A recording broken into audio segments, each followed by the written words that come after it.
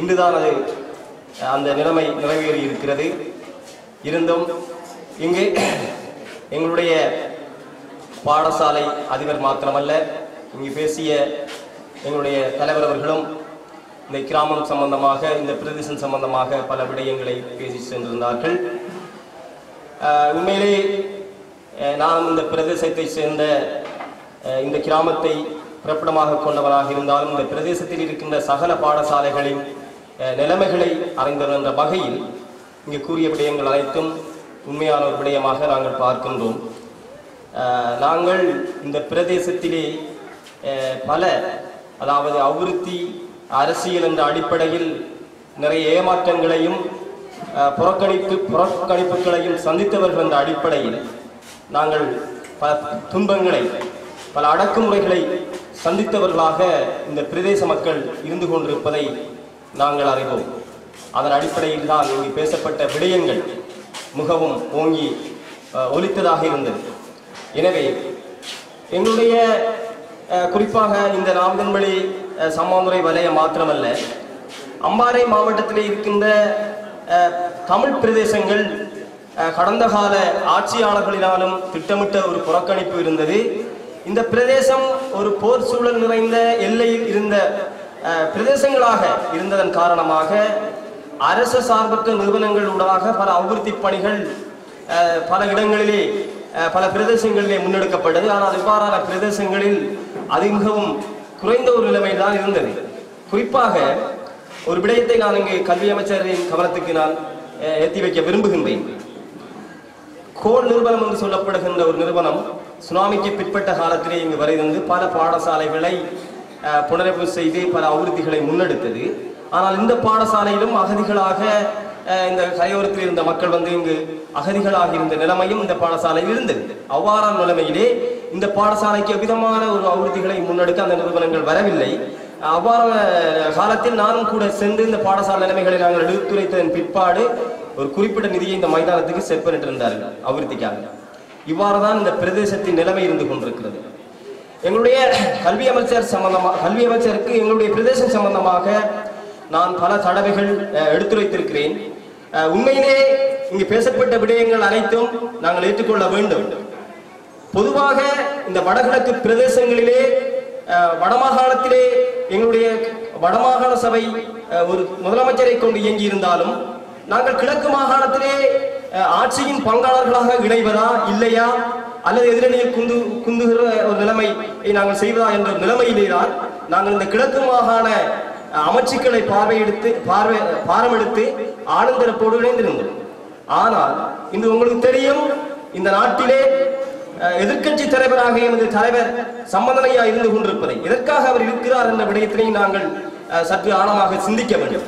குறிப்பாக எங்களுடைய வடகிழக்கு பிரதேசங்களிலே திட்டமிட்ட நில ஆக்கிரமிப்பு, பல இடங்கள் இடம்பெயர்வுகள், பல பாடசாலைகள் இயங்க முடியாத நிலைமை, அந்த பாடசாலைகள் ஆக்கிரமிக்கப்பட்ட நிலைமையெல்லாம் கடந்த காலங்களிலே இருந்திருந்தது.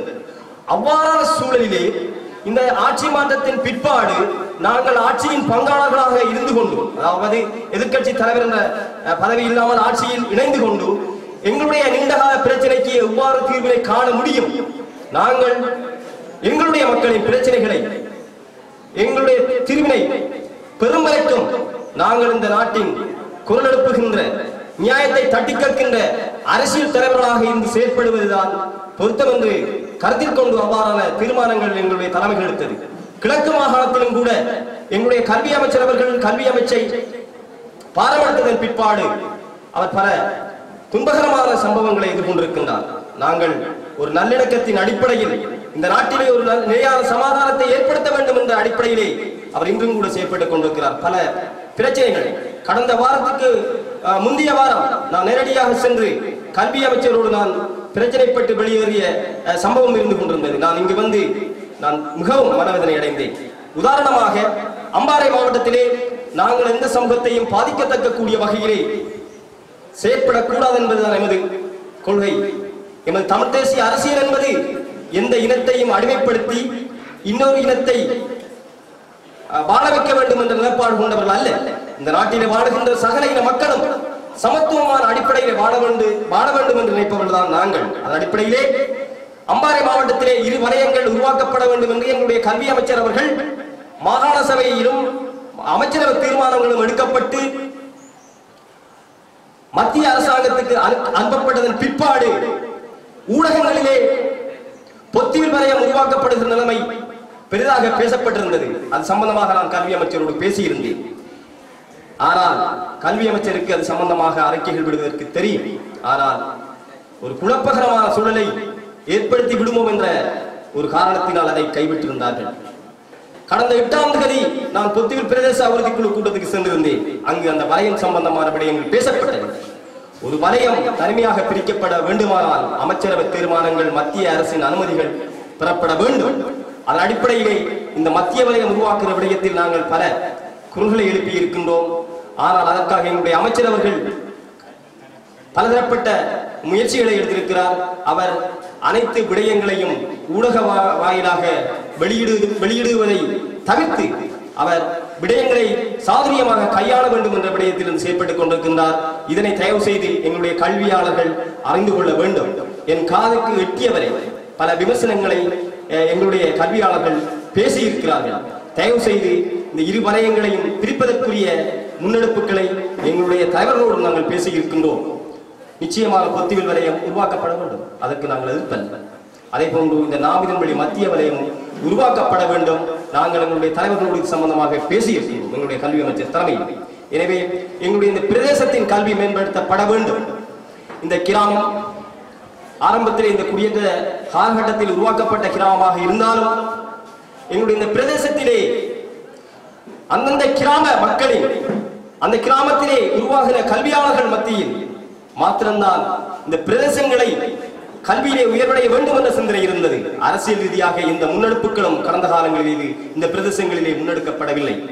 நாங்கள் இன்று பெருமையாக மதிக்கின்ற கல்வியாளர்களாக எங்களுடைய பிரதேசத்தில் இருக்கின்ற கல்வியாளர்களை நாங்கள் மதிக்கின்றோம். இந்த பிரதேசங்கள் அதிகஷ்ட பிரதேசங்களாக இருந்தாலும் நகர்ப்புறங்களில் இன்று வருகின்ற ஆசிரியர்கள் கூட பல அசௌகரியங்களை எதிர்கொள்கின்ற நிலைமை இருக்கின்றது.